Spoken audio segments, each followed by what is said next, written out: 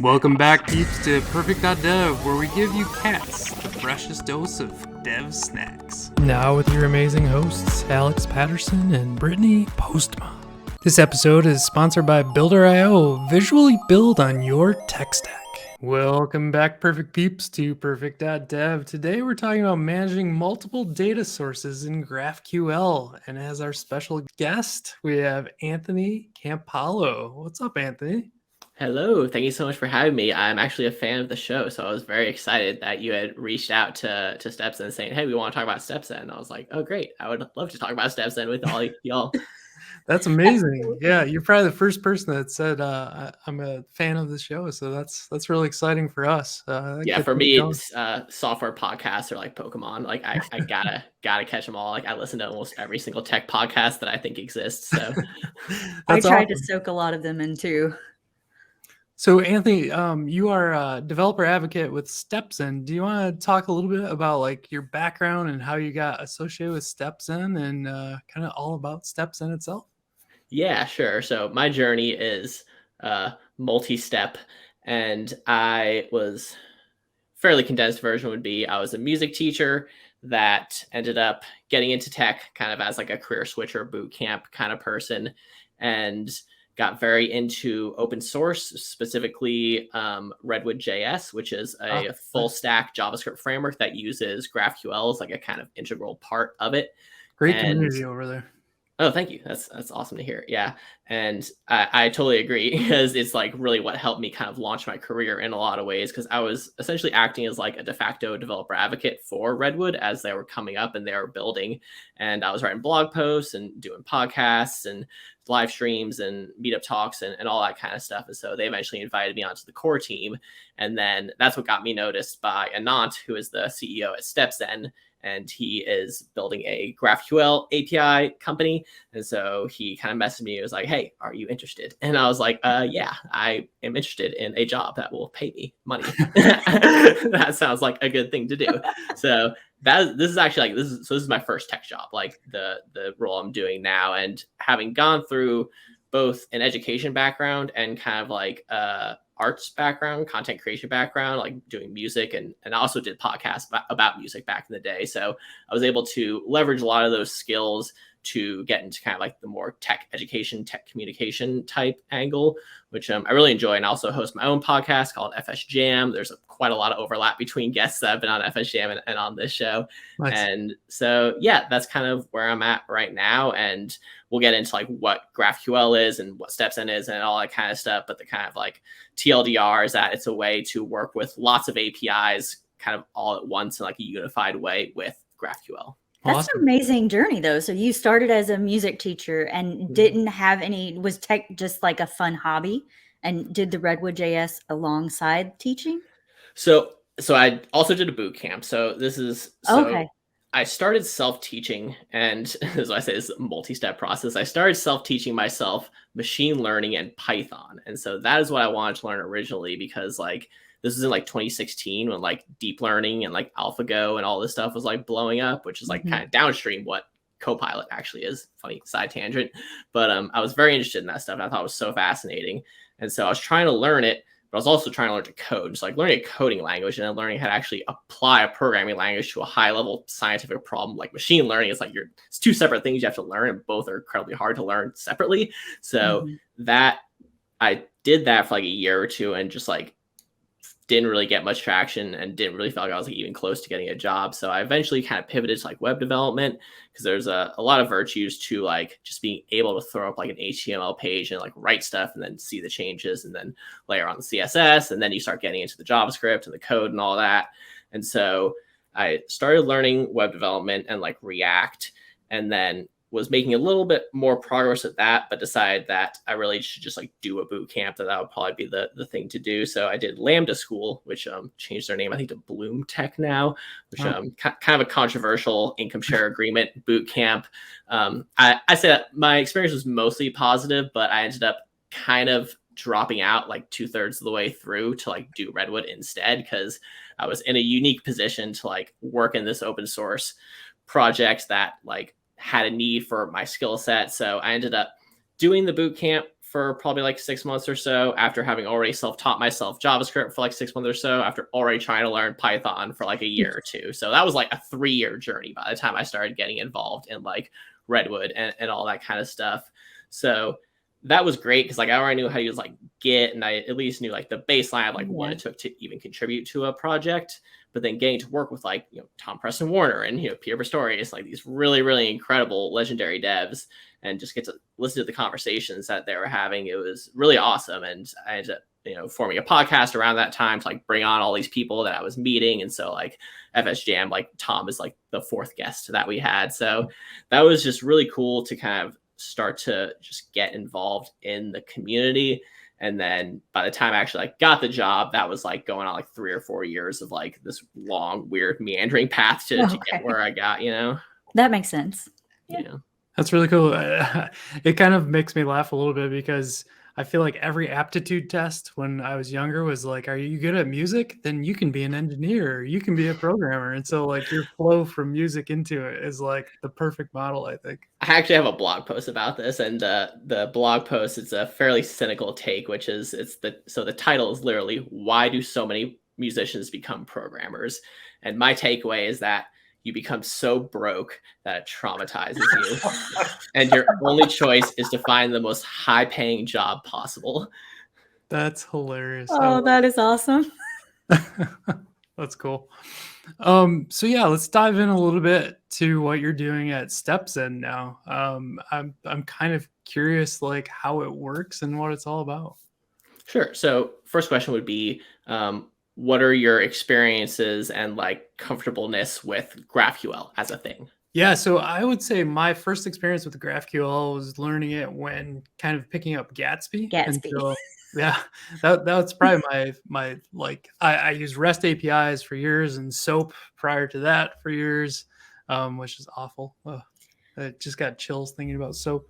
Anyways, and then yeah, it was pretty much getting Gatsby data passed through for it. So combining a couple data sources, and I know we're talking about like multiple at this point. So kind of funny for me because I started learning GraphQL with Gatsby too, but it made way more sense to me after I took Gatsby out of it.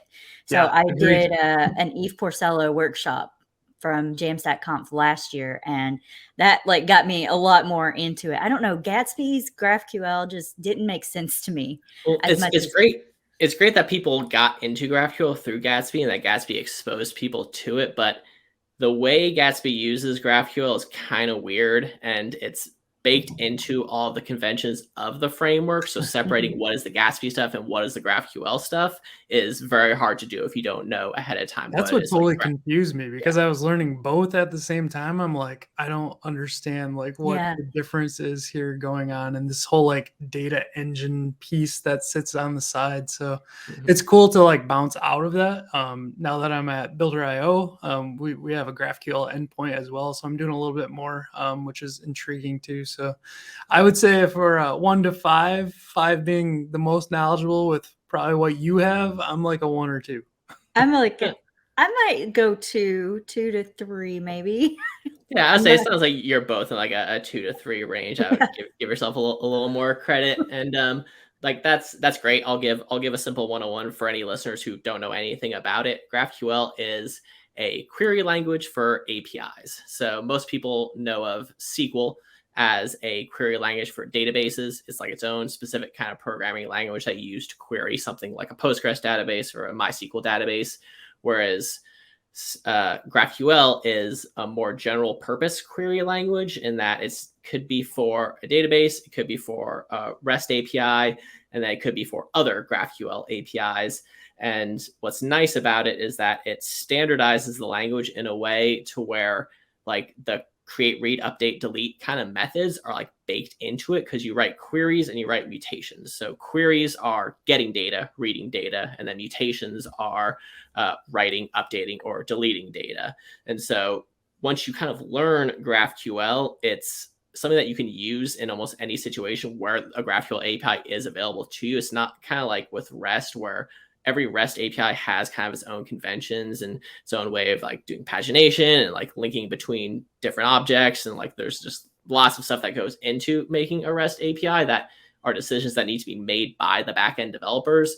Whereas with GraphQL, the language itself is making the decisions on how you interact with it. And then the backend people have to figure out how you map those queries to the actual backend data source. So it's simple for front-end developers. It's kind of more complicated for back-end developers. And that's kind of where StepZen comes in, is as simplifying actually doing the back-end translation of how do you take a database or a REST API or whatever, and then transform that into something that your front-end people can query with just a simple GraphQL query. Ah, good description. So when we start to talk about like that GraphQL language piece and like multiple providers, can you talk a little bit how that kind of works under the hood? Maybe draw a picture for people. Yeah, and this will be dependent on what tool you're using. So a typical setup would be Apollo server. You would use Apollo server and you would write what are called resolvers. And so what a resolver is, it's basically a bunch of JavaScript code you write to turn a GraphQL query into functions that run against your backend. So if you want to have, and so then to take a step back, a GraphQL query itself is like a JSON object with just the keys and no value. So it's like if you imagine like an object with keys on one end, values on the other, take the values away, and you just have the keys. You send that, that's a GraphQL query, and then you get essentially a JSON object back. So the query itself is very simple and easy, but having that be transformed into something that makes sense in the back end requires just writing like custom code. And you can do this in JavaScript, you can do it in Go, you can do it in any programming language you want. That's typically how this has been done throughout the many, many years that GraphQL has been around. So this is the problem that StepZen is trying to solve, which is they're creating a declarative way to connect to your backend. So you can just give it like a REST endpoint, and then you write your types, and then that's it. And then you just send the queries and it works. So there's a GraphQL schema definition language, and like all these terms we'll kind of get into in the demo, but you have queries and you have the schema. And so normally you'd need resolvers to make it all work, but with StepZen, you don't need the resolvers. So, interesting. That's the big piece I was going to ask you about. Would you say it's more for front-end developers or back-end developers, or who is the target audience or customer for StepZen? Yeah, this is a really interesting question, because we've been kind of rethinking this to a certain extent, which is we've been thinking that it's for front-end developers in the sense that it lets you not have to fuss around with a lot of back-end stuff, but it is literally a back-end technology, and that is deploying an API for you. So people talk about the front of the front end and the back of the front end. Like you have the front of the front end is HTML, CSS, and the back of the front end is like JavaScript, React, Redux, all this like kind of data fetching stuff. Middle end. Yeah. And so I think there's also a front of backend and a back of the backend. So the back of the backend is the actual database, the actual data source, whatever that is. And then the front of the backend is what StepZen is aiming at, which is it's an API gateway. So if you know AWS, like they literally have a service called API Gateway, and that's what lets you connect like your Lambda functions to your database and actually have an endpoint that someone can query and use. So StepZen is literally a backend technology, and that is deploying a backend API for you, but it's a backend technology that's meant to enable front-end developers. Makes sense. Today's podcast is brought to you by Builder.io, visually building the web. Builder.io has one of the most powerful visual editors in the industry. Unlike other tools, Builder actually produces the code for you. You don't have to completely switch out your framework either, just use one of the handy SDKs that are available. There's no limits to what you can build. Instead of limiting your marketing team, start to optimize and let them do the work. This will allow your web developers to get back to the hard work that it takes for other components, allowing your team to do A/B testing and personalization. Stop worrying about bugs in production. Just use the site as it is, then you can analyze and start converting all of your customers with Builder's built-in heat maps. Stop limiting your growth with developers' long lead times. Start building, optimizing, analyzing, and start growing faster. Don't take my word for it. You can sign up for free today and start building the web visually with Builder.io. I might be hearing something off here, but as far as like that connection piece, is there a server you're spinning up then to make like those connections in the backend? Yeah, so when you use StepZen, you are able to run a single command that deploys an entire GraphQL API for you with an endpoint that you can query and with API keys that you can use to authenticate against that backend. So it's like an awesome like data meshing kind of thing, but it's actually like also there's like a whole deployment tool for you. Like it deploys an entire API for you, like a single command. And like that is really incredible and provides access control and all that kind of stuff. So you will end up with an actual deployed API endpoint. Okay. Is that running on like software as a service for StepZen, or is that something you're spinning up to Google Cloud or AWS? Or so it's totally managed. So the idea is that you create a StepZen account and then you download the StepZen CLI, and then you log in through the CLI, and then you run commands that will deploy it. And when you create your account, you'll get like an account name, and then that'll be your endpoint. Like mine is like pleasanton.stepzen.com, and then / whatever my API is. So when you create the account, you have your own kind of namespace where these APIs are deployed for you. I was like, when I signed up, I'm like, where do I put it in? Like, I want to put CodingCat in, and it's like, no, you're Winooski. I'm like, what is Winooski? Yeah, you can't pick a name yet. That's will likely be a feature somewhere down the road. No, that's cool. All right, I don't know, Brittney, any other high level questions that you might have? Not before we see it, maybe more after. Yeah, I think it's demo time. Are you prepared, Anthony? Oh, I am always prepared for demos. This is like my whole job. I love that attitude. Okay, so first thing I'm gonna do is I'm just gonna kind of run just a couple of commands, kind of like scaffold out a project, and then we can talk about like what the project actually is. There's a couple of kind of pieces of like boilerplate you need just to get going, but it's not a whole bunch. So the first thing you're gonna have is like an index.graphql file that is going to be the entry point into your graph. So when we talk about how you can take a bunch of different data sources and kind of, smush them all together, that is what we're doing here. We're going to have a couple, actually, we don't need that one. We'll just do it's a little shorter. So what we're going to do is we're going to have different files that each have GraphQL schemas in them. And then those schemas get combined together into this one endpoint. And so this is also where something like Apollo Federation or like OneGraph kind of comes into play, because this is something that you wouldn't necessarily get out of the box. Just writing like an Apollo server is like having different graphs kind of put together. But the first thing that you can do to kind of show how this works as like a very simple kind of base case is we're not going to connect to any backend at all. We're just going to like write a GraphQL type and a GraphQL query. And this is essentially the simplest GraphQL query you can write. We have an interface that is going to be returned by the get test query. So this is not connected to any backend right now. It's just going to return kind of mock JSON data for us. And then we're going to have an endpoint that is going to be deployed. You can give it a name here. So let's do 2 U's or 2 R's? 2 hours is good. Yeah. 2 R's, yeah. All right. And then I think that should good question on the 2 U's or 2 R's. I've never done. And so this is going to be the command to actually deploy our endpoint, StepZen start. And once it deploys, it tells you the actual endpoint it'll be running on, which is pleasanton.stepzen.net /API /PurrfectDev. Now, so was there, you're testing locally, but still like deploying something here? Exactly. This confused me for like the first like 2 months I was working here. And this is one of the things that I always make sure to explain. So good question.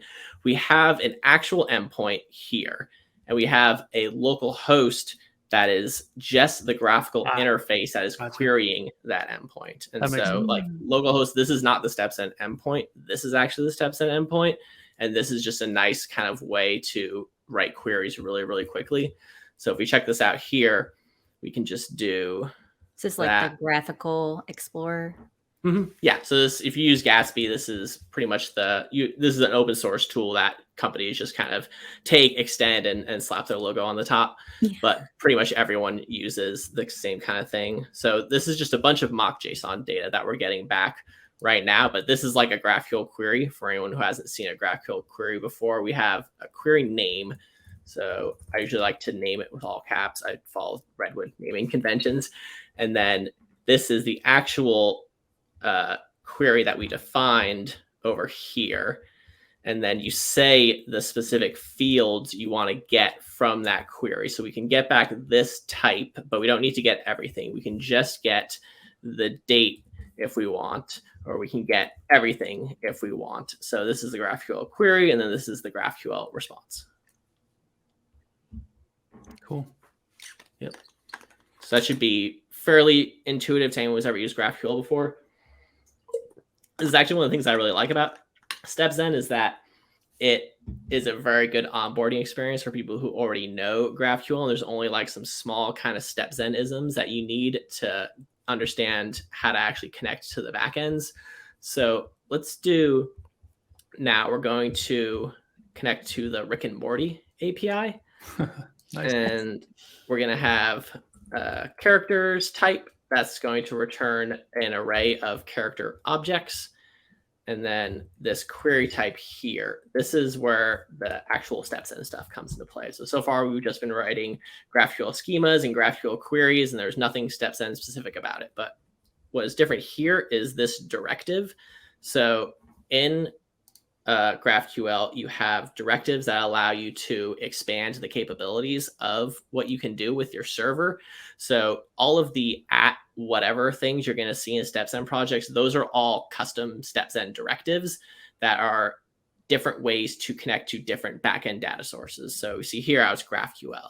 Now we can also do a REST API if we want to. So you do @REST, and then you can also do like a DB query to connect to a database. So I like kind of starting with just a GraphQL one, because then it's basically just you're just defining the GraphQL schema that they're already giving you at the Rick and Morty API. So if we go look at this API, we can see like the docs, and we can figure out what our schema is and all that. And so we just kind of grab that, and then we can write queries and stuff. And then once we plug that into our StepZen project, then we can write those same queries like so. So if we want to get that information here, then now we're querying the StepZen endpoint, and the StepZen endpoint is then talking to the Rick and Morty GraphQL API and then funneling that data in. That's one of my favorite things about GraphQL is that you only have to get the data that you want. Like if you hit a REST endpoint, you just get everything. Mm-hmm. And then you have to find the specific thing that you want within that. And it's very nice the way GraphQL lays it out. Yeah, and it's also really nice if you have like a front end that needs to connect to it, because since we only have this one endpoint, you have these different frameworks like Next or SvelteKit or something like that, and they'll have conventions for doing like API routes and like serverless functions to do authenticated requests and things like that. But you just have to hit that one endpoint and authenticate to it, and then you send those GraphQL queries on your front end to that same thing. So you have a really nice workflow here where you are able to write all your queries to get the data you want. Then you just have to hook whatever your framework of choice is up to this one endpoint and then get the queries working. And then any query you write will just send back the data you want. And then you can display that however you want through your components. And it's just all unified in like a really, really nice way. So this connects like multiple things together.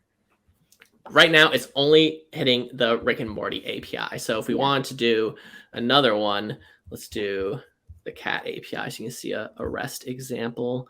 So that was the one that I deleted over here. So with this will be, you have a REST endpoint, and then it also has configuration. So this is where you can also authenticate to your API through your StepZen graph. So we have this config.yaml file, which will hold our keys. And then I'll have to hop off for just a second to actually put this key in.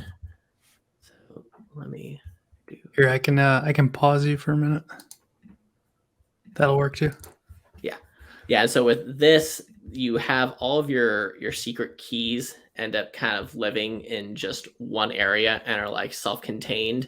So you don't have to like worry about all the different places. You're going to have keys and stuff like that. And then you just make sure you don't commit that config.yaml. And then that's kind of like all of your secrets are contained. So there. StepZen handles them through the config.yaml file, and you don't do it through like a traditional .env file or something like that. Exactly. So if you were hooking up a front-end framework, that's when you would use like a .m, and you would use your StepZen keys in there. And then that's how you would be able to connect that way. That makes sense. We can do the @GraphQL directive for the Rick and Morty one. But if you wanted to do in REST API, then we could do like the JSON placeholder. So create a file called users.graphql, and then we'll have a user type, and then a get users query that will return an array of users. And then all we have to do is specify the endpoint, much like we did with the GraphQL endpoint. And if we were to open this up, we can kind of see the data we're going to get back here. And then one other thing that I should show. Is there any well, I think you're about to do it. Never mind. So this is a tool that I actually just wrote a blog post about this. So we have a way to convert this JSON response right into your STL like that. Perfect. So you don't need to necessarily just like it used to be like before you had this, you would just kind of stare at this. You're like, okay, what ID is an integer, name is a what string. What does STL stand for? I don't know that one. Oh, sure. Yeah. So STL is schema definition language. Oh, okay. So this is how you define your GraphQL schema. So exactly what we were looking at before. You have like types, and then you have like queries, and yeah, so it's like a query type. And so it's just like when you write GraphQL schemas, you write it in the schema definition language. Yeah, that's just one of those things like acronyms in tech. There's always another one you don't know. So that was one I did not know yet. Totally. Okay, I think we have this. Oh, no, I skipped a step. So then once you create a new file, you need to make sure to add it into your graph over here. So now what's really cool is that we have two separate APIs, right? But they're unified together into our whole thing. So if we wanted to get the users, we can get the users like so. If we want to also get the Rick and Morty characters, then we can do that like so. We just write this one query and it sends back all the data you want. So once you add something to your StepZen graph, you have it all there available to you, and you can write any sort of arbitrary query you want that's going to pull any piece of data from any of those backends. That seems really powerful. Yeah. That's interesting. I like that. That's really cool. So that's the kind of premise that we were shooting for on this episode, was to show how we could like pull different data sources in pretty easily. This is probably a pretty I'll call it easy example, just because you're like hitting a couple APIs. Is there any sense on like talking about the resolver side at this point, or anything around that? The great thing about the way this is set up is that all of the kind of like what would be resolvers is happening under the hood of StepZen. So it's just like a huge like transpilation kind of thing, almost. Like it's not quite transpilation, but it's basically how do you actually turn this query into something that makes sense against the API endpoint itself. And so like the way that happens is kind of like the quote unquote like secret sauce of StepZen. And like honestly, I don't even understand that well. But the point is that the tool exists, so you don't need to have to figure that out. It's like they give you conventions, and if you check out the docs, they'll be like, this is how you connect your endpoint. This is how you configure your keys. There's also kind of other like higher level type things you can do where you can kind of modify the types themselves to be able to write even simpler queries than what you would have if you just mapped like the REST schema to the GraphQL schema. So there's also like higher level stuff you can kind of do, so you can deal with your endpoints in kind of any way you want. But the point is that you kind of do the StepZen conventions to get the data that you want, and like you don't ever think about how that query actually gets mapped to the endpoint. It's being declaratively specified through these directives that we have. Cool. That totally makes sense. Great. Good. Didn't make sense to me for a long time. So. I think I've messed around enough with like AWS Amplify, and there's so many things you can do with totally dropping the name. What's their GraphQL? So AppSync. Yeah, Thank you. AppSync. AppSync is one of like kind of the closest analogs to what StepZen is doing for you. And like for them, they have like a lot of connections already built out for like, DynamoDB, whereas like we have a lot of stuff like Postgres and MySQL. So the data sources that they're kind of building around are slightly different because they are like AWS specific, whereas with StepZen it's kind of more general, but in terms of conceptually what they do, they're very, very similar tools. Gotcha.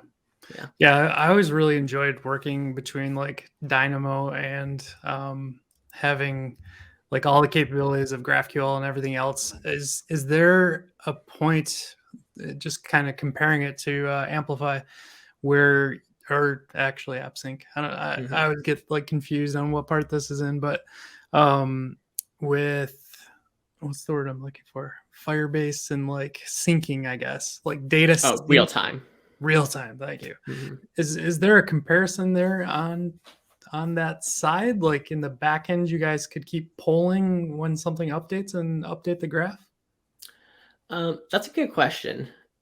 So the way it's set up is your API can be like auto deployed anytime you kind of like make a change, and it doesn't support subscriptions right now. So I think that's probably what you would be looking for to achieve that, is you would need subscriptions.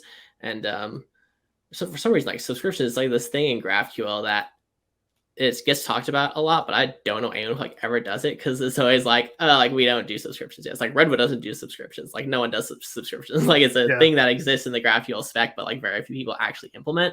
So it's set up more so right now for just kind of straight queries and getting it back. If you wanted to connect it to some kind of polling system, I imagine there'd be lots of ways to do that. Like, you could do it on the front end like too, if you wanted to. Yeah, you can pull from the front end also. Yeah. So it's one of those things, there's lots of ways to do it.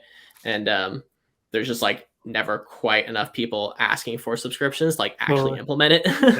Totally makes sense. It's always one of those things that's in the back of my mind because of dealing with Firebase so much. Like, is that a thing out there still or not? So cool.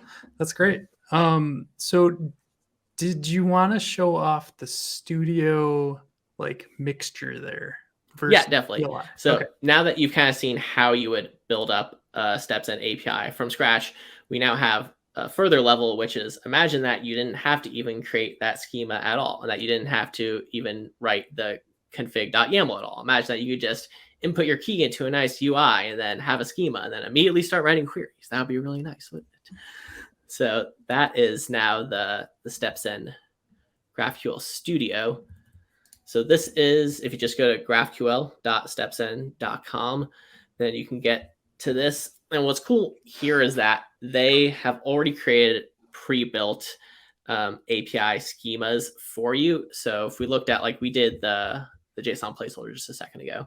So if you click it, it adds it, and then it gives you like a query that you can just immediately hit and then get some data back. And then you can look at the schema here, and then even one step further, this is the thing that I think was confusing you. You don't need a StepZen account at all. You actually are able to just immediately deploy the endpoint by clicking this link, and then you can write queries against that endpoint. So this is already a live endpoint anyone could hit right now. And the great thing about, go ahead. I think the biggest confusion on my part was like I went to dev2 at the top of it, and when you run that one, if you want to drop it in there, we can take a look at it. That was actually exactly the one I was going to show, so that's good. Sweet. So like when you run this, it was coming back with, I think, StepZen like type stuff, and I'm like, okay, I need my API key. So I dropped my API key in, and I was expecting it to pick up me, but then I realized like the actual query has a person in there, like get user, right? Yeah, exactly. So right now it's giving you Lucia's, or it was giving Lucia's information, so I just changed it to my username there. And then, yeah, so now we're getting back mine. So do you have a dev.to account? I think it's CodingCat.dev. So there's your super base open source alternative. And then, yeah, and you can get podcasts through the Dev API as well, actually. So yeah, they have a way to configure your Dev API keys, but you don't need that for every query. Some queries you'll need your keys. For this one, you just need the username, and it'll give you back the articles or the user information or anything like that. That's really cool. Yeah, this is very intriguing to me. The only piece that we'd have to solve at CodingCat is probably the Firebase side of things. That might be a little more difficult. Like you'd have to use an admin API or admin SDK under the hood somehow to pull out. Well, does your Firebase database expose an endpoint?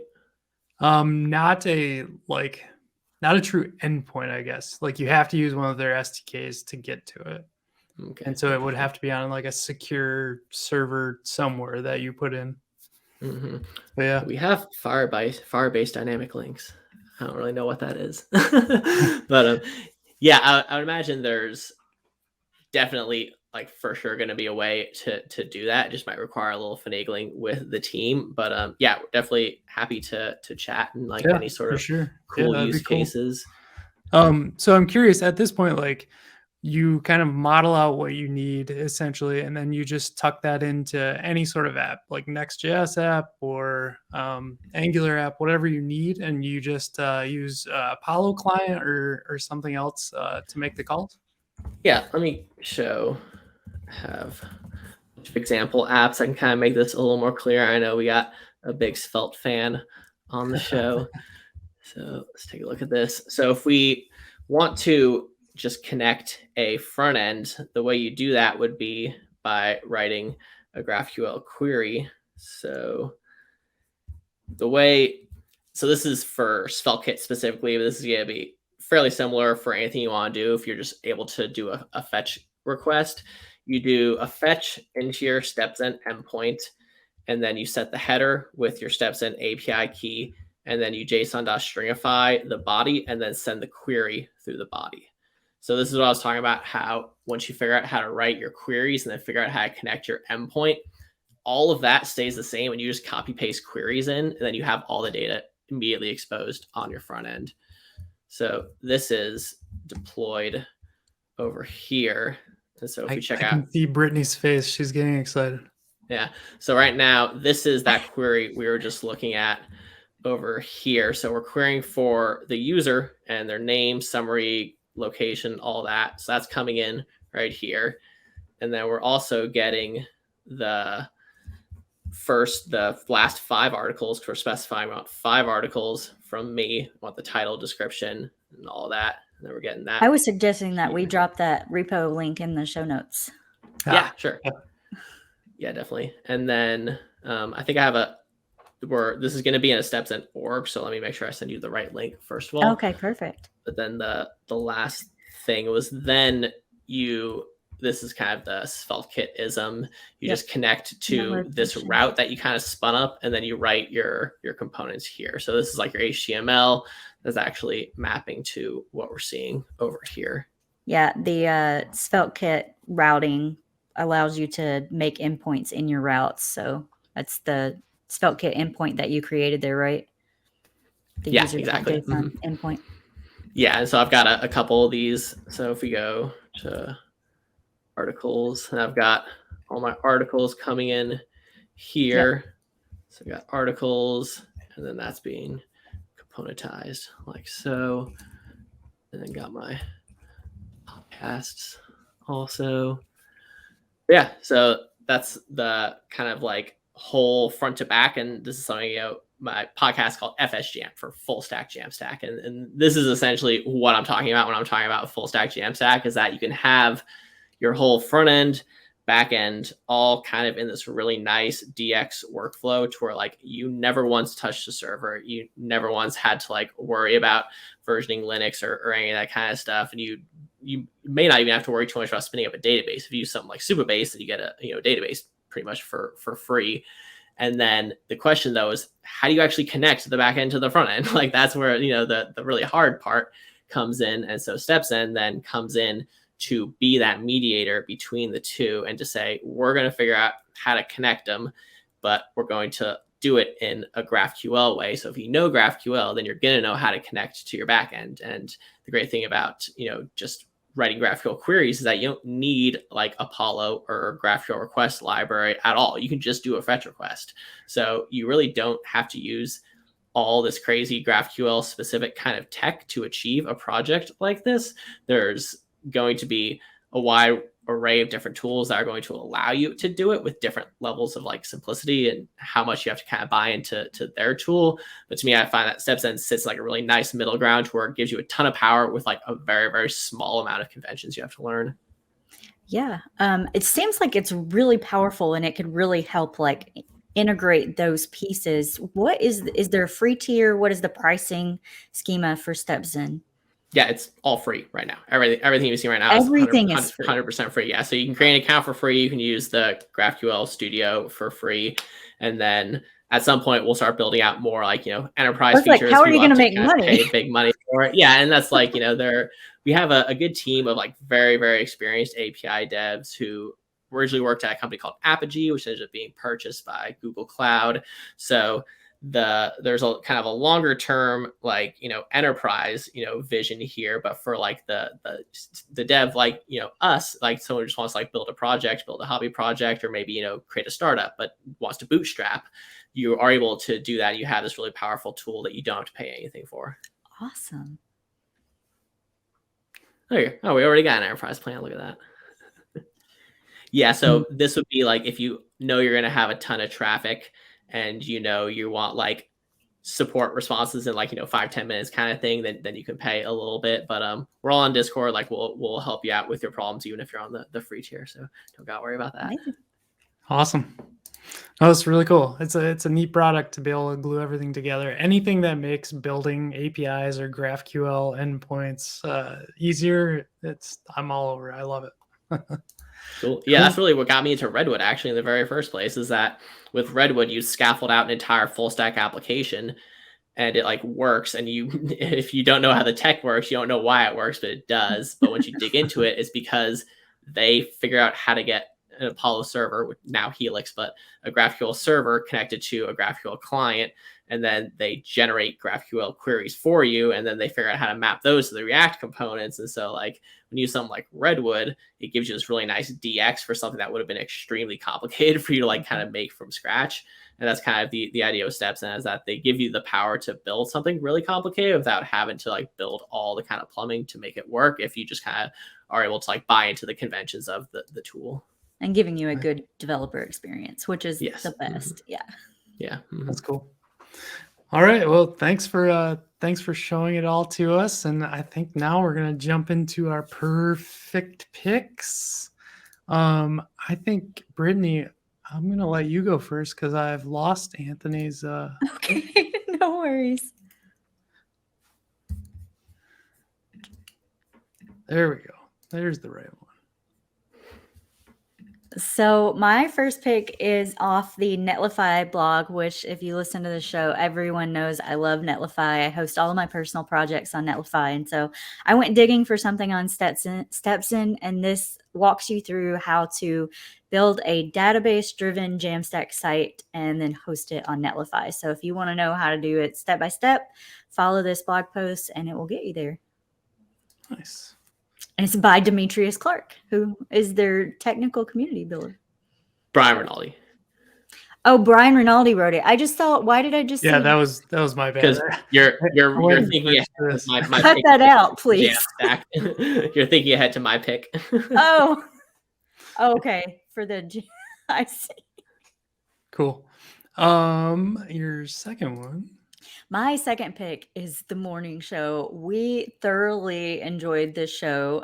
We watched both seasons in a matter of 2 weeks, which, I mean, again, if you listen to the show, you know that I binge watch shows every once in a while and we go through them very quickly. But this was an interesting look back at the last 3 years of, maybe 4 years of recent history and going back to like the Me Too movement and going through all that, but then seeing the very beginning of the pandemic and what it was like for everyone was just crazy to kind of relive even through a fictional show, but it was really good. Yeah, I agree. It was kind of wild, like walking back through that whole pandemic timeline and the feelings that people got into and stuff like that. It was a great show. I really enjoyed it. Yes. Cool. So I am going to bring up Prisma. It's kind of interesting. It's somewhat in the similar vein with what we're talking about. For Redwood. So what's that? It's the ORM for Redwood. Yeah, exactly. So it's used very much. It's very popular, I should say, kind of in the community, and it's amazing how quickly you can like go tap out into a database and then get all of your type safe calls back. So check it out. Anthony probably knows more about it than I do, since you're such a big Redwood fan. Any other tips or suggestions on it? Well, with Prisma, it's awesome because it connects you to different types of databases. So if you have MySQL or Postgres, it doesn't matter because you write a Prisma model and then it kind of does the mapping. And it also now does MongoDB, which is kind of like a crazy thing because figuring out how to translate between like a SQL database and a non-SQL database is like, it took them like almost 2 years to kind of get to that point. Wow. So it's a really sweet tool, and it's really becoming a key piece of almost any developer's kind of like full stack. If you're someone who uses a framework like Next or something, like you're going to probably want to bring in some kind of like ORM, which usually then is Prisma. So it's like having seen it get integrated through Redwood and like have the benefits it gets in Redwood is like over the last year, I've seen like all these people start just like pick it up for their own, kind of front end projects. So it's like Prisma, this thing's awesome. Like, yeah, I know, right? The whole MongoDB thing blows my mind. Like they must query somehow the actual definitions of the documents and then pull it through. I don't know. Taking a guess there, but it's pretty wild. Cool. My second pick, burning through batteries playing Xbox. So I finally broke down and got a charger that I think is pretty decent. So this is for rechargeable batteries, and it'll do AA and AAA. Are you telling me the Xbox controllers use batteries? Yes. They don't have like a stand charger? They can have one. So like they don't come out of the box with like a full battery pack. You can buy like the packs and then charge them with a stand, or I think you can charge them USB-C maybe too. Okay, interesting. But I kind of thought like everything else we have has batteries too, so why not like get the AA charger? And I also broke down and got a kind of larger 2800 mAh for the AA's, so hopefully they last a lot longer too. So kind of got two parts to that puzzle, but I've been enjoying them. Like it's amazing. I feel like I'm not like killing our precious earth with all of the batteries. They all end up in a bag at my house and like have to get shipped off to recycling. And the last draw I had was I was sitting here coding and I heard a pop and I thought my monitor busted. There was a remote laying and a battery exploded inside of it, just sitting here. And so I was like, not happy. And that was just a traditional nickel cadmium battery. So wow. I was like, it's time to figure this out. I think I have the right links now. Call me crazy if I don't. So this is yours, I believe, Anthony? Yeah, totally. Yeah. Okay. So I am a big fan of developer Discords. And so I want to shout out a couple of those. There's a new one that just came out for Jamstack. And I'm so happy because I actually opened up a discussion on the jamstack.org repo, like back in August, saying like, hey, why do we have a Slack and not a Discord? Like we should have a Discord. And then Demetrius ended up getting, kind of hired to do community management more generally. And a big part of that has been him creating this Discord and managing it essentially single-handedly. So yeah, it's awesome. Like, I know, Brittney, you're in there. I see you talking about Svelte and all sorts of stuff all the time. So very cool community. I also am big fans of LunchDev and the Front End Horse Discord. Those are both really fun and if you are in some of these Discord, you'll start to like kind of see it's actually the same people hanging out and kind of like all of them. But it's like these really amazing fun people that like Discord. I've loved Discord since I started learning technology, because you get to talk to these people that you would probably never interact with. And I mean, we're all human and we all need those interactions, but it's just so cool to see it's like open source information and help and feedback and friends. And there's just so many good things in there. Yeah, you gotta get the Discord app, because then when you click a browser one, it'll kick into your Discord app and then authenticate you there. And then you have to authenticate through Discord the web has one. the best auth. The QR code scan is the best. I agree. Unfortunately, Discord's been having a lot of issues lately. They have the last couple days, but what's going on. They'll get it back on track. And then I also had a funny pick. I've been rewatching Arrested Development with my girlfriend recently, and so like if you are into mid 2000s kind of humor television shows, Arrested Development I think is just like one of the all-time classics. It's about a very dysfunctional family that's like a business empire type family, and it's a really just like great satire and funny characters and bits that build on bits on bits on bits, and I love it. That's awesome. Yeah, it's funny. We just started watching Ozark, which I'll have to pick soon. We just started watching it again last night too. It's funny to see Bateman like kind of in those different roles. Yeah, he's such a good actor, I think. So it's a good time. Agree. Cool. Well, Anthony, thanks so much for giving us a full tour and talking about how to like pull together multiple sources for GraphQL. Anything else you want to pitch or talk about with StepZen? I mean, just check us out on StepZen.com or GraphQL.StepZen.com. We also have a Discord, so you can find all of that on our homepage. We would love to just find out, what you're curious about building, whether it has anything to do with StepZen or GraphQL or not. If you do something with an API, we can probably figure out a way to make it work.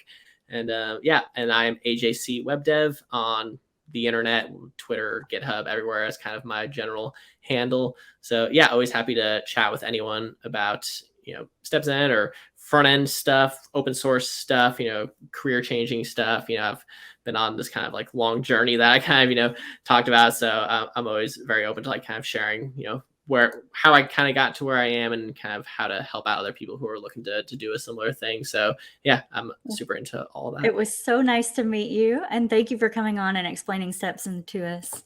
Yeah, thanks so much for having me. Have a good one. Later.